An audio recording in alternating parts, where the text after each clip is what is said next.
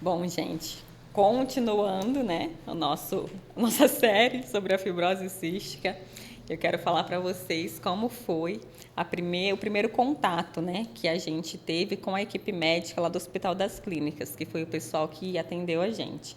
Então, nós chegamos no ambulatório da fibrose, que é atrás do hospital. Eu, meu marido, o Theo e o meu pai foi junto com a gente. E a gente ficou lá aguardando a equipe médica chegar.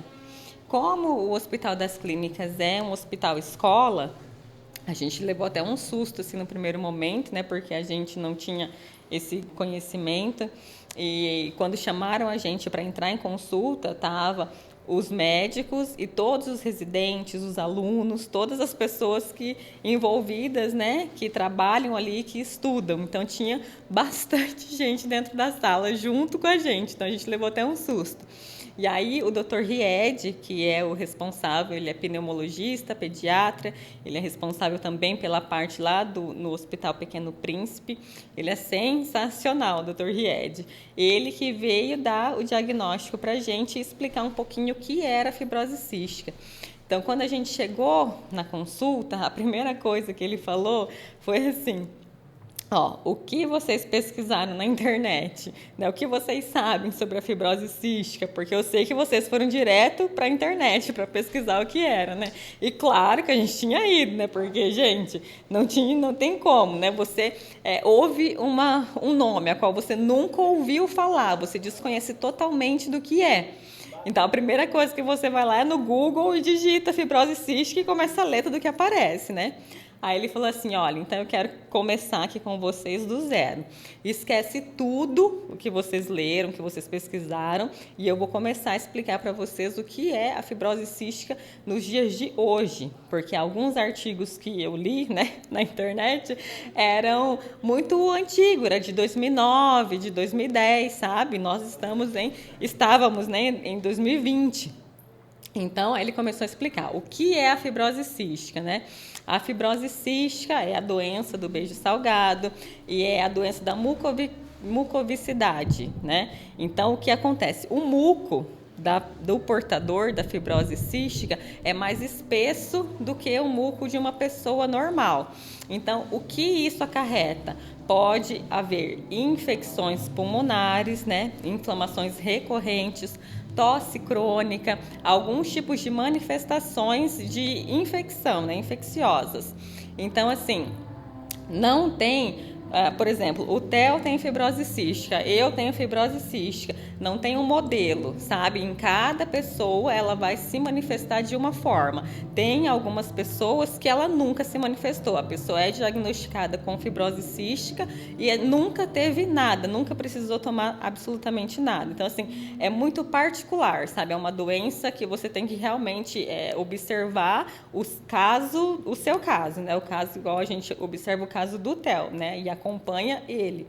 Então, assim, ele explicou pra gente sobre isso, explicou que os cílios, né, do pulmão, eles varrem o muco, e como a fibrose, o muco fica muito mais grosso, eles têm dificuldade em varrer esse muco para fora do pulmão. Então, é onde começa essa tosse crônica. Então, é muito complicado. E outra parte, além da respiratória que atinge, é a parte digestiva. Então, o Theo precisa tomar uma enzima, porque o pâncreas não produz a enzima que faz a absorção dos nutrientes no organismo. Então, seria a mesma coisa que ele comer alguma coisa, tipo, comeu, evacuou e não absorveu nadinha daquilo para o organismo. Então, a pessoa tem dificuldade em ganhar peso, elimina gordura pelas fezes, sabe? Então, assim, é bem complexo. Então a gente estivemos, né, lá com a equipe, tivemos esse diagnóstico, fizemos um cadastro numa associação que é especificamente para fibrose cística aqui lá de Curitiba, né? E voltamos com soro fisiológico, enzima e inalação para fazer num bebê recém-nascido. Ai, gente do céu, como é que foi, né? Isso. Foi uma loucura, né? Como é que a gente volta? A enzima. Como é a enzima? A enzima é uma cápsula granulada. Vou ver se eu consigo pôr uma foto para mostrar para vocês como ela é. E como é que a gente dá isso para um bebê recém-nascido que só sabe mamar? Ele não tem nenhum outro alimento pode ser ingerido, né, nele. Então, como é que a gente faria essa introdução dessa enzima, sabendo que era necessário, porque sem isso ele não ganharia peso, ele não teria os nutrientes absorvidos, né, pelo próprio organismo. O que a gente começou a fazer? Primeiro, que a gente tentou, a gente colocou a enzima, eu tirava o meu leite, a gente colocava a enzima na chuquinha, a gente cortou o bico da chuquinha para ver se a enzima inteira ia junto com o leite. Negativo, não foi, não deu certo a nossa primeira tentativa.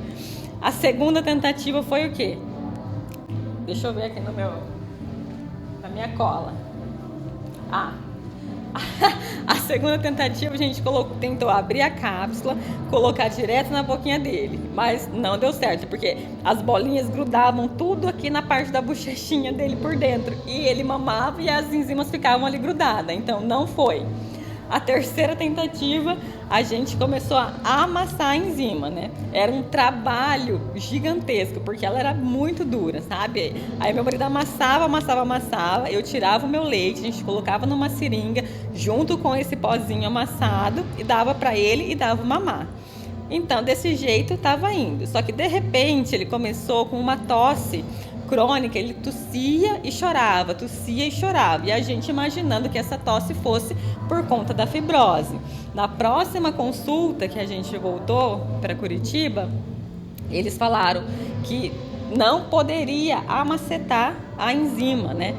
Em Arapongas, a gente faz o acompanhamento com a doutora Betina, que é pneumologista e alergista, né? Então, ela que diagnosticou que o Theo tinha acabado machucando a garganta por conta de estar amassada a enzima. Então, o que acontecia? Quando a gente amassava a enzima e dava para ele ela amassada, ela já começava a fazer efeito no esôfago. Então, ela não chegava até o estômago. E ela precisava chegar ao estômago inteiro, aquelas bolinhas inteiras. Então, a gente precisou dar um tempinho, fazer um tratamento para ele poder sarar a garganta, né? E ainda continuamos tentando. A próxima tentativa qual foi? Gente, não façam isso em casa, não façam isso. A gente deu Danoninho para ele. A gente colocava a enzima do Danoninho e foi onde ele aceitou e começou a tomar. Aí, em conversa, né, com a doutora, ela falou assim, então vamos tentar fazer outra coisa, porque Danoninho ele não pode ainda, porque ele é muito pequenininho e tal, né? A gente colocou na maçã, raspei maçã e morrendo de medo dele engasgar, porque ele não sabia mastigar, ele só sabia sugar, né? O bebê só sabe sugar, não sabe mastigar, engolir, até porque nem tem dente ainda, né? Aí colocamos na maçã uma vez, deu certo. E meu marido sempre falava assim, não, vamos tentar dar aquelas papinhas, sabe? Aquelas papinhas prontas de mercado, não sei o que. Eu falei, gente, isso daí nem deve ser bom pro nenê, não vamos dar nisso daí não. Até que um dia, no auge do desespero, eu falei, então vai lá, compra essa papinha, uma papinha de maçã e a gente vai tentar dar para ele. E não é que deu certo, gente. Nisso daí, a gente deu essa papinha de maçã para o Theo com a enzima até dias atrás, sabe? Ele tomou muito e foi isso que salvou a gente. E aí começou a engrenar o tratamento. E fora essa saga da enzima, entre essas mamadas, né, tinha o soro fisiológico que a gente tinha que dar para suprir a falta do sódio no organismo dele, né, que é a falta do sal. Então, essa foi a nossa primeira dificuldade com a enzima. Agora eu vou contar como é que ele está hoje.